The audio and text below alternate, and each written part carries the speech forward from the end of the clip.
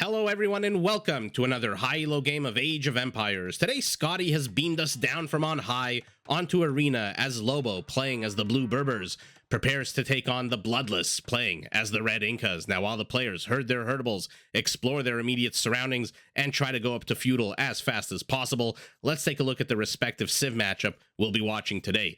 Now, the Berbers are a civ that pushes its players into the 4 welcoming legs of cavalry. All stable units are 15% cheaper in Castle, 20% cheaper in Imperial, which makes Berber Hussars super duper trash units.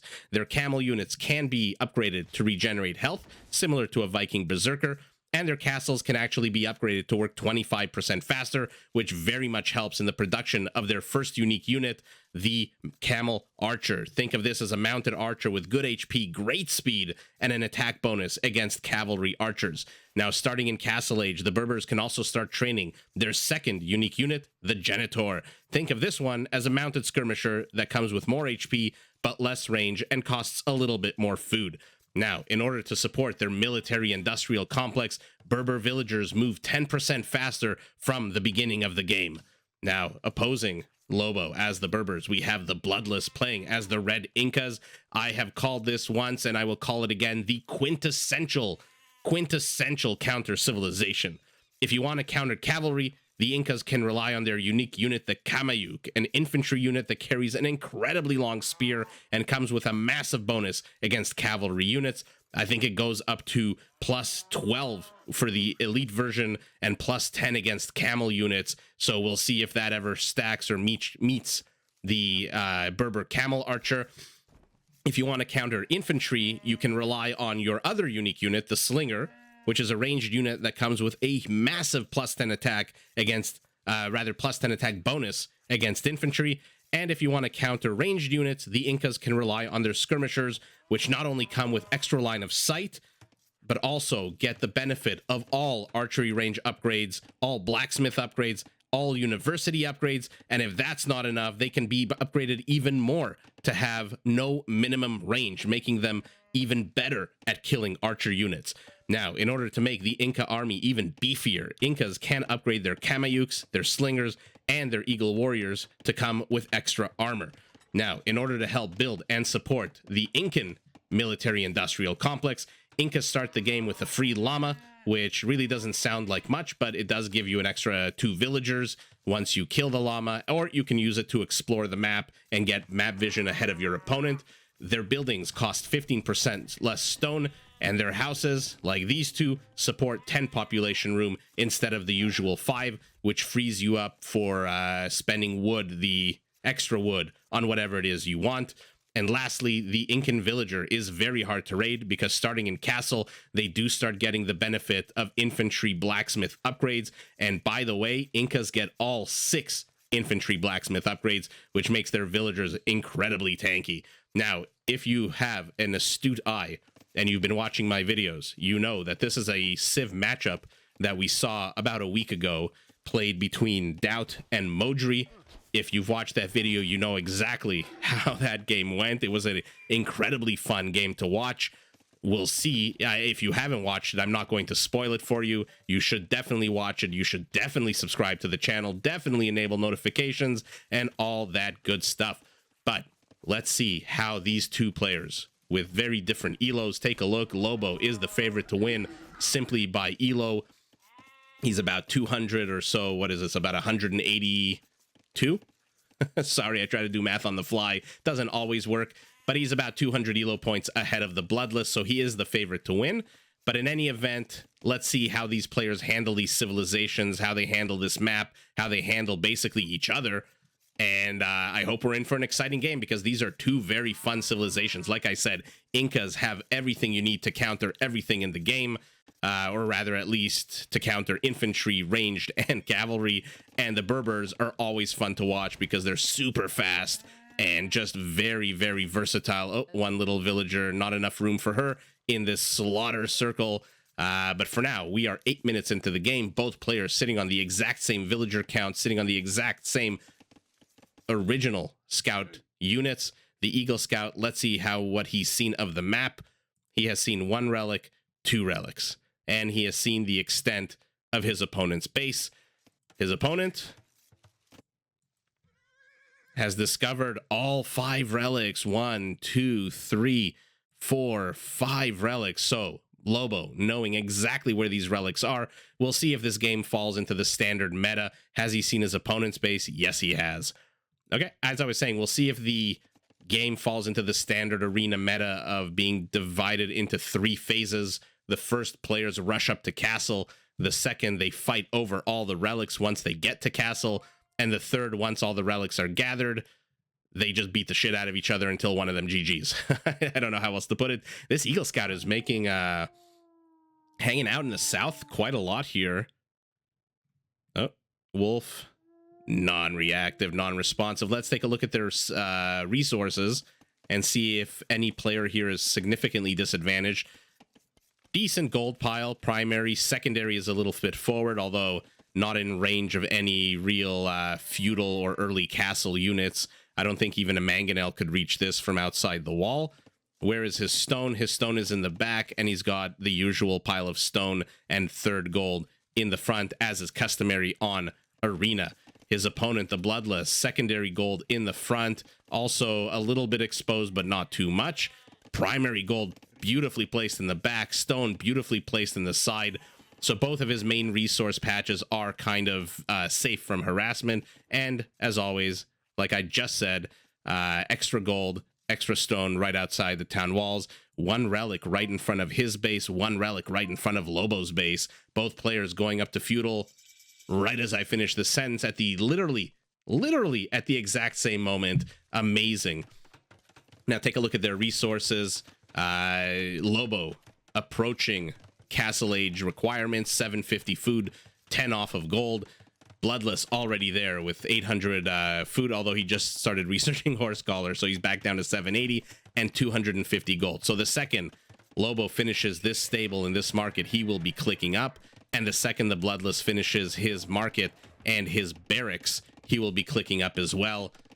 And yeah, exactly. So I love starting sentences where the end of the sentence is proven right by the time I finish the sentence. So yeah, we are approaching the end of phase 1 of the game. Both players not really interested in relic spotting or relic defense at the moment. This scout just hanging out. Where is Red's original Eagle Scout? Okay, he's in the back. And let's take a look at the bases. I mean, Red came with a little bit of an expansion corner here. Blue came with a big old chunk of expansion. So I think if you were to do the square area, or rather the area in square meters or square feet, or whatever unit of measurement exists where you're watching this video, they would probably end up being roughly the same. I would say maybe a little bit different, but nothing really to write home about. For now, though, on the back of the exact same villager count, on the back of the exact same military count, both players sitting at their 2 scout units, both of them going up to 3 of them. We'll see. I've seen a lot of games now, in the last, I would say, week and a half, 2 weeks, where in addition to mixing in a scout unit, because like, you know, these scout cavalry, they hunt monks for a living. They have a massive attack bonus against the monks. So if anyone sends monks out onto the map, these scout cavalry will immediately, if they see the monk, delete them from the game, delete them from life itself, and kill them. But recently I've seen more and more players mixing in infantry spearmen to help defend against any kind of cavalry pressure. Let's see, though, and let the players speak for themselves. For now, 3 eagles running away from this relic. They are going to see each other here, 3 on 4. The math works out in favor of Lobo, although Red is not engaging, and he's bringing in a 4th eagle of his own. Okay, fantastic. Let's take a look at the speed here. 1.1 against 1.55. So the scout cavalry will run circles around these eagles for days. Both players in castle. Blue reinforcing his primary wall with a secondary wall of houses. Built his first monastery, building his first monk out of it. And what is the Bloodless doing? Literally the exact same thing, except he's building 2 monks instead of 1. And his first monk is out, though. You got to be careful. Go back in, go back in. Okay, perfect. Will he get a convert? No, but now is the perfect time to get this relic.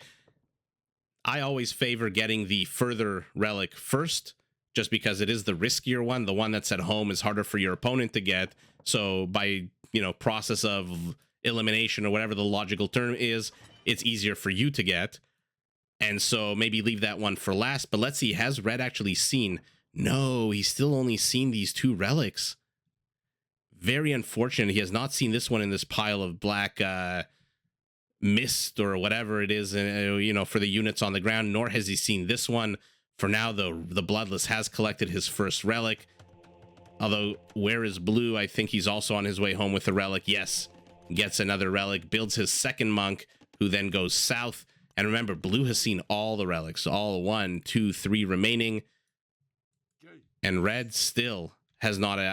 Why is he not being out on the map? Why is he not exploring? A second monk coming with the first in case the first one gets sniped, or maybe it's to help convert some of these scout cavalry. Remember, this monk can drop this relic at any moment, just like he did right now. Oh my god, it's literally just a tap and these monks die, even though these Eagle Scouts are there to help defend. Economic upgrades going down for both players. No military upgrades just yet. We are still firmly entrenched in phase 2 of the game, which is the relic gathering phase. So no need for any kind of military upgrades just yet. 1 monk coming home, 2 monks coming home. Yeah, Lobo is going to take a 3-to-1 advantage for now. I mean, probably 3-2, right? Oh, unless this monk also gets sniped. Let's see. Lobo with such a good game sense here. He knows. But he is too far away. Okay, he's got I think he's happy to sit on 3 relics to 2. Here comes the second. Why did you stop? Okay, he's having a little bit of a lunch break on this Tuscan farm here. You know, having a little bit of vino, a little bit of whatever vegetable or meat is grown or harvested on this farm before he makes the remaining trip to the monastery, and there he goes. Okay, so now the relics are 2-to-2. I thought the Lobo had a third. Oh, sorry about that weird clicking. There he is. Okay, so the third monk comes along, and we are done phase 2 of the game. These have been upgraded to light cav. Fantastic. And what are the players now doing? Both of them sitting on almost identical villager counts, 44-43, or rather 45-44. 4 town centers for our Inca player, 4 town centers for our Berber. Okay, are we going to see a nice juicy boom here with a big old Imperial Age battle? Neither player anywhere even close to going Imperial. They have the 1 requisite structure, which is the monastery, but not a second one, and no castle going down for either player. 6 villagers, though, on stone for Lobo, so he might be looking to put on some aggression out onto the map. Bloodless, completely disinterested in stone. He's gone down to 4 stone. He's mined just enough so that he can build a 3rd town center, or maybe he balances economy. I wasn't paying attention to the economic updates on the left. And now these Eagle Scouts are on the map, but too little too late. The 3rd relic, the 4th and 5th relic have already gone to your opponent. So you are basically just exercising at this point with these 7 Eagle Scouts, which I'm assuming once we reach a certain resource point, he's going to upgrade to Eagle Warriors, right? I mean, you don't build 7 of them and leave them as scouts. For now, they're Lobo keeping a very close eye on his opponent. I'd love it if he split up these light cav and sent 2 to the north and 1 to the south, or rather 2 to the north, to the south. But he's got to be careful. There is a monk here, but very hard for monks to convert light cav. Lobo continuing to reinforce his primary gate here with this secondary wall of houses. Both players going up to the mid to high 60 villager count. Neither player interested in any kind of military aggression, military upgrades, military anything at this point. Do they realize they're playing Age of Empires and not some kind of other game? I'd love it if they created some military and started fighting with each other, but we'll leave it up to the players. They're probably, you know, relaxing. We'll check out APM at the end of the game, but I suspect both players are leaving each other alone so that they can get to Imperial. Little do they know we are going to be watching this game, so thank you to them for going up to Imperial as fast as possible, although neither player really... Oh. Right as I say that, the Bloodless clicks up. I was going to say, although neither of them really seems to be interested, although Bloodless has the resources, and the second I say it, he goes up. Okay, not paying attention here. Blue does not lose any units, though, although a bunch of HP being tickled away at by these Eagles. And now he's got an 8th Eagle Warrior who's running to catch up to these guys. Wait for me, he's yelling as he runs with his spear to try to catch up. He wants to kill as well. He wants to take these light cav and just send them to heaven, to hell, wherever he thinks they're going. And what are we building here? Archery ranges, okay. I wonder if we see Genitors, barracks, more barracks going down for our red Inca. Eagle Warrior upgrade. Okay, like I said, you don't build 8, now 9 Eagle Warriors without upgrading them. And now Lobo is also clicked up. Okay, fantastic. So fantastic. Let's try to see if we can divine what armies the players are going to be building here. I mean, we saw 5 archery ranges going down. I see some more construction here to the 3 barracks. What are these villagers doing? Why are they out here? I mean, he must have seen them, right? Oh, they're going forward. Underneath our very noses, the Bloodless has managed to accumulate 600 stone. He's got 9 villagers on stone. But Lobo, a little bit quicker on the draw, already building a castle. They are going to discover this castle, wisely back away. Do not approach this kill zone. Oh, no. Okay. I am not afraid of your castle, says the Bloodless, and plops down one of his own. Although 2 of his villagers are going to be in the firing range. This castle was started much earlier. Neither player here with any kind of advantage, I don't think, about for building castles. These are not Sicilian villagers here. Now 2 monks coming out and the castle started. Okay, but the Bloodless knew that he would be second to the party, and so wisely relocates his villagers to the northeast portion of the castle. And what are these villagers going to do? Is he going to set up shop here? Yes, he is going to set up shop here. So Bloodless looks like he's about to create a bit of a proxy base here. You don't just leave how many villagers? 9 villagers, unless you intend to use them for something. He's got basically half the stone he needs for a castle. A very slow battering ram has made its way across the map from all the way over here. And let's see what he manages to do with it. I mean, the Eagles go inside. Fantastic play. Upgrades going down. Okay, but Bloodless reaches Imperial, and we know what that means. It means trebuchets.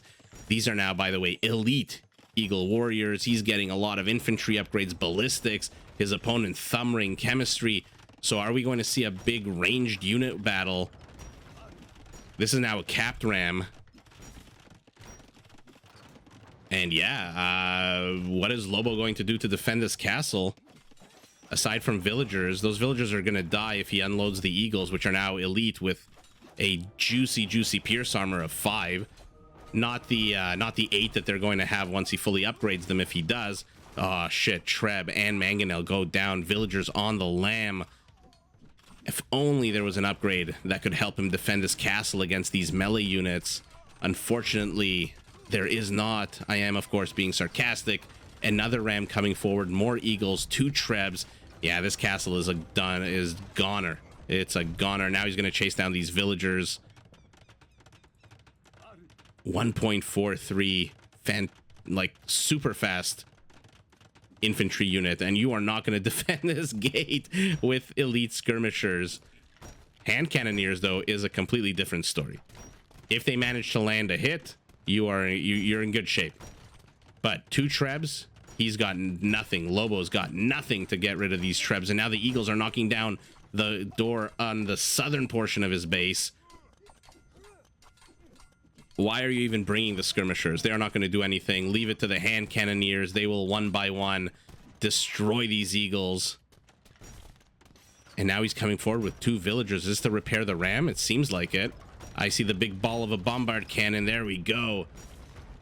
And let's take a look at what the players are building. He has built a secondary wall made out of production facilities. Knocks down the battering ram. Fantastic play by Lobo. And this game is actually shaping up to be, at least at this stage, almost identical to the Doubt Modri game. We've got the Inca player out on the map looking to constrain the Berber player who, as I said in that game, the Berbers are a fast civ. They need a lot of room to maneuver. You know, you've got very fast units in the late game. You've got cheap hussars, you've got camel archers, you've got genitors, 1,000,001 speedy units. Oh, where are you going with these Eagles? No. Not into a choke point. Although numbers-wise, definitely going here to the Bloodless. Let's take a look at the chaos, the carnage, the death and destruction. Oh, it makes it even more annoying for these Eagles to engage. Okay, let's see if the Eagles manage to decimate these hand cannoneers. If they do, they're going to be in good shape here to get the bombard cannon as well. For now, they're focusing on villagers. Why are you focusing on villagers? Oh, and because of that, he just, yeah. No, you can't do that. You can't attack villagers when there's a hand cannoneer shooting bullets at your head. Oh, oh, the balls on Bloodless building a mining camp right here. He really thought he was going to enter the base with that small amount of Eagle warriors focused on every unit but the one that is designed to kill him. Okay, now we've got a final upgrade, a siege ram. This is a tanky unit. 3 Eagle warriors. But did Bloodless fly too close to the sun? Did he pull an Icarus with that Eagle move here? I think he got a little bit too cocky. And now Lobo here. How many hand cannoneers is this here? 27 hand cannoneers. 5 more in the production tab. They will destroy these trebuchets, although not very quickly, but they retreat to deal with this ram. Let's see what they... very slowly picking away at its HP. In the meantime, Lobo creating a side southern expansion, but it will get noticed by the Bloodless. The Bloodless is not one to be caught off guard or by surprise. And Lobo is doing an amazing job holding on to this choke point here with his ranged units. Says Leonidas ain't got shit on me. Try to come into this 2 tile by 2 tile area, because this 1 tree, or maybe it's even 1 tile by 2 tiles. And now the Bloodless is packing up his treb. Okay, I was gonna say, why is he packing up his treb? I hope he's not planning on retreating. What has he built here? 2 castles, 3, 4, 5 archery ranges, and a siege workshop. He is building more monks, more skirmishers, more Eagle warriors, sitting at 128 villager count. He has cleared up this side proxy, cheeky little sneaky stable base. But Lobo, undeterred, building 8 stables. We know what that means for a Berber. We know what that means for a player that has cheaper units that come out of a stable and villagers that move faster. 42 of them on food. What is the Bloodless doing here? Why is he attacking with 1/5 of his army? 1 Eagle warrior runs in, and now they're running in. But where are you going? What are you going to accomplish with 4? Okay, we've got 13 light cav out on the field. It's only a matter of time, I suspect, until we see a hussar upgrade. And now the Eagles have cleared up the entire south. Does not see this stable because it never started construction. And now they're just hanging out here, trying to catch any villagers that are stupid enough to leave the base. The battle, though, is firmly stuck in the front of Lobo's base, though, as it has been for the last 10 minutes. Okay, crossbows coming out, monk upgrades going down. Look at Lobo's upgrades. He's literally 1 upgrade from being fully upgraded here in terms of blacksmith. But more hand cannons, smartly investing in these elite skirmishers is our red Inca. But how will they stand up to these light calves, which again I'm assuming at some point soon are going to become hussars? He's not building any Kamayuks. I mean, a few Kamayuks here would be very helpful. They're not super expensive in terms of gold. 60 food, 30 gold, so not a super duper expensive unit. He's throwing away way too many Eagles, though. These are, yeah, I wonder if these Eagles are just meant to tank while he uses his arbalests and his own skirmishers to kill the skirmishers. I don't know if that's a good strategy. For now, it doesn't seem to be working out too well. He's trading gold units for trash units. Although these arbalests in the back are doing a decent job. What's the range on them right now? 8. And the Bloodless has now gotten all 12 blacksmith upgrades. Lobo, no defensive infantry upgrades. Not a surprise. He is not going infantry at all. 21 hand cannoneers, 14 elite skirmishers, and 13 light cav are the order of the day. Military count still very much in favor of... Oh, no, never mind. It literally, as I started that sentence, it flipped from 40 to 32. And now he's down in army count, although now it's back up. Oh, it's seesawing. Left, right, and center. Finally, another defensive upgrade for his cavalry. This Treb is doing nothing. Why is it sitting here in the back? Why is it gunning down houses? Oh, that is not a good use for that Treb. Another Treb coming in from the south. 2 more in production. Although, where's the second one being produced? Is he producing it in this castle far out? Why is he producing it in this castle? So that it has to make the long, unsafe, arduous journey to the front of the base. Could have just produced it here. In any event, the Bloodless. What is he making now? Elite skirmishers, elite eagle warriors. If at first you don't succeed, try. Try again is the mantra of our red Inca player, who is now facing 21 hand cannons, 20 elite skirmishers, and 2 camels for some reason. Okay. We'll take a look at our Berber player and see if he researches Maghrebi camels to see if they regenerate. For now, though, he's got one. He's building a second. And finally, the Bloodless is moving forward with his Trebs. In the meantime, though, he has taken all the contested resources out on the map. Oh, no. Wolf tries to stop the gold intake, but dies. And this is the last pile of gold in the center of the map that is not under Lobo's control. This is the last pile of stone. Although, right as I say that, a mining camp goes down. And for the, what, the 8th time? 9th, 10th, 11th time in this game, the Bloodless has breached Lobo's base, but he just cannot penetrate beyond a few inches. No pun intended whatsoever. He's supply capped to Lobo's 150 supply, so where the hell is his army? He has got way too many villagers for this type of army. If you're... Okay, and now they're finally upgraded to Hussars. While I was blabbing, the Hussar upgrade finished. But if you're going trash units, and the vast majority of this army is trash because it's 30 elite skirmishers, you're going to need a lot more supply room than 60. You don't need 140 villagers. And let's just watch what is going on in the south. Another castle for the Bloodless. He is completely surrounded. So this game at this point is going very similar to the Doubt Modri game, except that in this game, Lobo is breaking out of his containment, taking down all the Trebs except the one in the south, I believe. And now he's coming forward with his Hussars. Halberdiers are not going to save you against Hussars that are backed up by hand cannons and elite skirmishers. Oh, they're so tanky. 6 pierce armor. These skirmishers are going to do jack shit. And yet again, Lobo, what is he? He's attacking houses. I mean, good for him. His opponent is supply capped at 195. Now he's going to lose this Treb to this little battalion, this brigade, whatever it's called, of Hussars. And there ends all the pressure from Bloodless. Without those Trebs, he's got one Hussar of his own, converted, no doubt. 2 of them. Without that pressure, Lobo is sitting pretty. He's got the bigger army count. He's got the better army. Now he's got 3 bombard cannons. Finally, some Kamayuks are out on the map. Oh, what a fun unit to watch with that long-ass spear.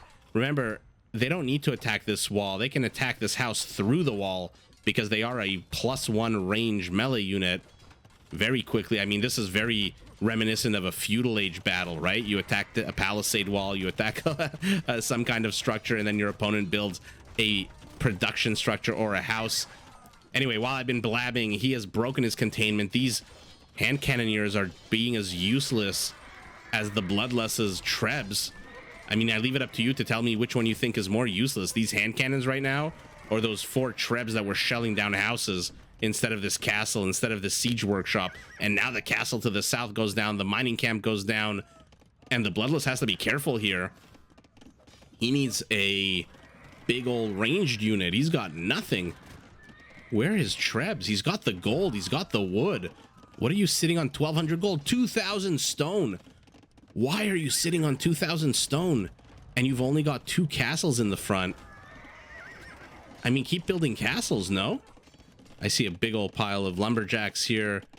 But yeah, I mean, this is the kind of game that's very easy for a caster because All the action is focused on one part of the map, but my god, do I think the Bloodless's army composition here is terrible. Why are you engaging in a skirmisher war when you have elite Eagle Warriors and 1,500 gold, 1,800 food? Why are you not spamming elite Eagle? Right as I say that, 15 of them go down in the production tab. More archery ranges. Why archery ranges? How many barracks does he have here? 8 barracks. Okay, so a good amount. By the time Lobo here gets through this meat shield defense, by the time he knocks down one or both of these castles, even if he does with these 3 bombard cannons, those eagles should be here, and in a good enough quantity. I see them gathering in the back. He does not want to reveal them at all. Fuck the halberdiers, just build eagle warriors. Yeah, by the time he reveals these eagle warriors, it might be too late. But let's see, let's take a look at the battle. For now, the Bloodless has been pushed back completely, doing here what Doubt was not able to do against Modri in last week's game. And now he tethers them to these slow-ass halberdiers. Oh, the Bloodless, what are you doing? Oh, that was terrible. Why are you engaging straight on? Try to flank at least.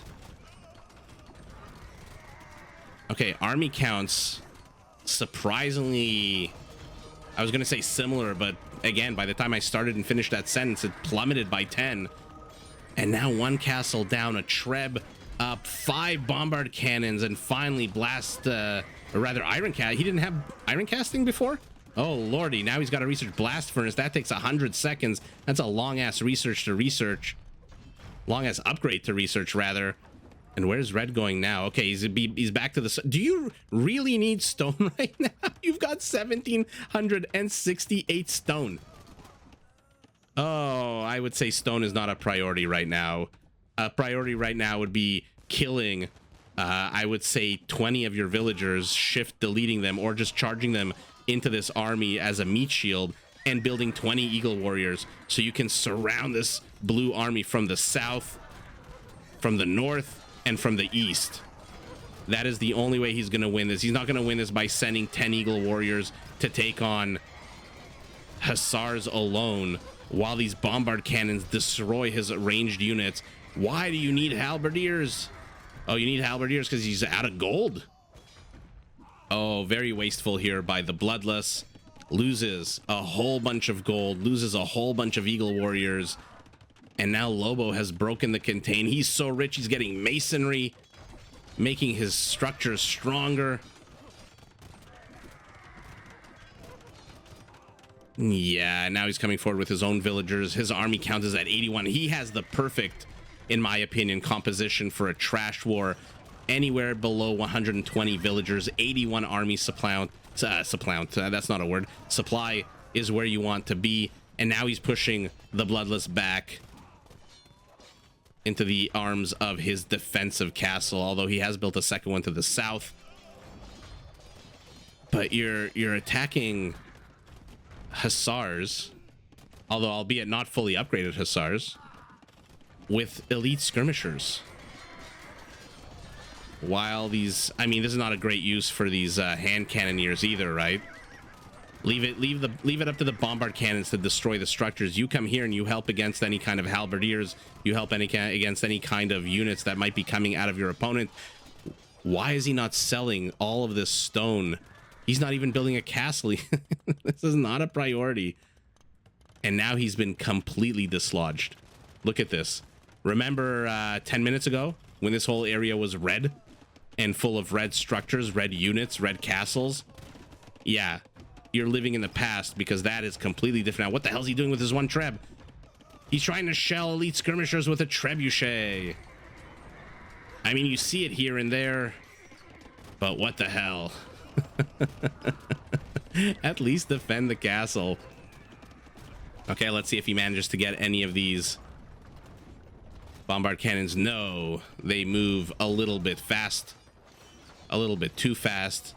Oh, he's got to be careful. Yeah, wall yourself in. You do not want hussars going into your base just like they did right now. Oh god, oh god, this is GG for sure.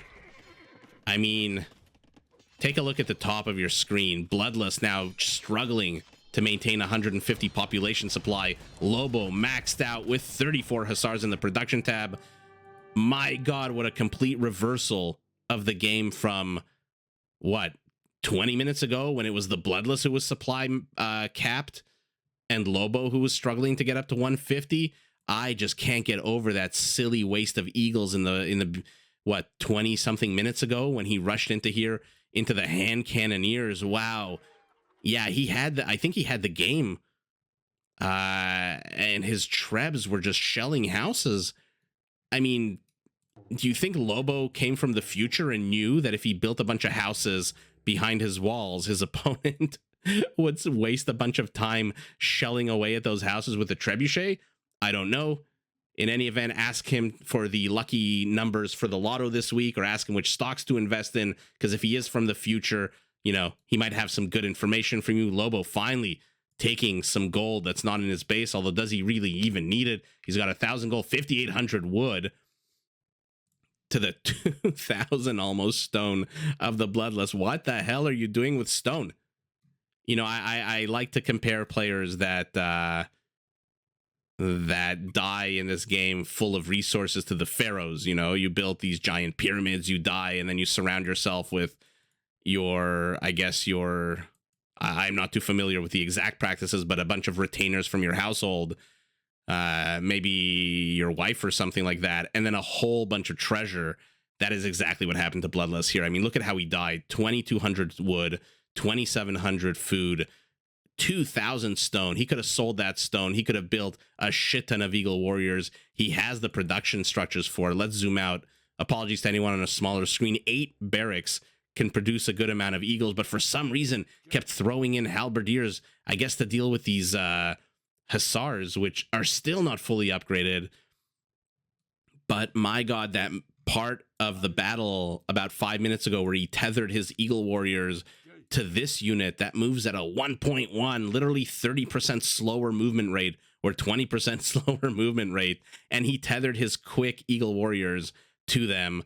Not a big fan of that move, but overall, let's take a look at the stats. What a fun game. This definitely ended different than the Modri doubt game of the same civilizations on the same map. And what does he have here? Beautiful productions, 8 and 10. So 8 archery ranges, 10 stables. Like I said, 33 Hussars in the production tab, even though he is supply capped at the 200 supply limit set for the game. 256 Hussars against 285 elite skirmishers. I mean, come on. You know who wins this. What the hell is this? 300 APM for Lobo. Holy shit. I think I talked about this being a more relaxed game about half an hour ago. It was for the Bloodless, but 307. Wow. That is incredible APM. That is StarCraft level APM. But it's on point, right? That you have the faster civilization always requires more micro, more click, click, click, change direction, avoid these halberdiers, things like that. Kill count. 700 kills for Lobo, 500 for the Bloodless. Neither player really tearing into the other's economy until I guess later in the game here for Lobo. I think Bloodless did manage to kill a bunch of villagers here, and when he attacked this side stable expansion, oh man, look at him. What fun game sense by Lobo. He knows he's going to ravish this stone line. He's going to kill all 6 of these villagers. Yeah, what happened to the Bloodless? He got too cocky. He shoved in with Eagle Warriors with an ineffective Treb, and he flew too close to the sun, you know, and he just, from that moment, even though he was on the offensive, he really was playing more defensive, right? It was more of a defensive style, even though he was right on the front gate of Lobo. Did he manage to penetrate beyond this one square that I'm highlighting? He did not. He did not attack any of these structures that were on the side. He didn't bring a Treb here to try to gun down this castle. He didn't Treb down the siege workshop that was producing 5 bombard cannons. And at the end of the day, for some reason, even though he's playing the Incas and he could have countered the hussars with kamayuks, and he could have countered the hand cannoneers with his own, I want to say, better elite skirmishers. Yeah, he just didn't. And so would love to know his strategy. I mean, fantastic map control by the Bloodless for the entire duration of the game. Kudos to him. He took basically all the resources on the map except for these 2 stone piles, which, yeah, these 7 hussars are going to have something to say about it. And this hippie circle of gold miners in their little formation here. Brilliant move. By the way, a little side note, fantastic here by Lobo. If you have a patch like this and you want to mine it out as fast as possible, spend the extra wood, build 2 mining camps, build 4 mining camps if you want. He is not shy for wood, 5,800 wood in the bank. And the Bloodless just dies a rich man with 1,900 stone. Why does he have so much stone? And why was it a priority for him while he was being attacked, while he was being pushed back from the center, while he was fighting for his life, to micro these 6 villagers to come get more stone? I don't know. I would love to know the thought process, but I say that about every game. I would love to get inside the minds of some of these players. And overall, though, wow, what a great contain in the beginning for the Bloodless, and what an even better breaking of that contain by Lobo, who ultimately takes the W, but GG to both players. Did you enjoy this video? Check out these other clips and make sure to subscribe and enable notifications so that you're notified of my latest uploads.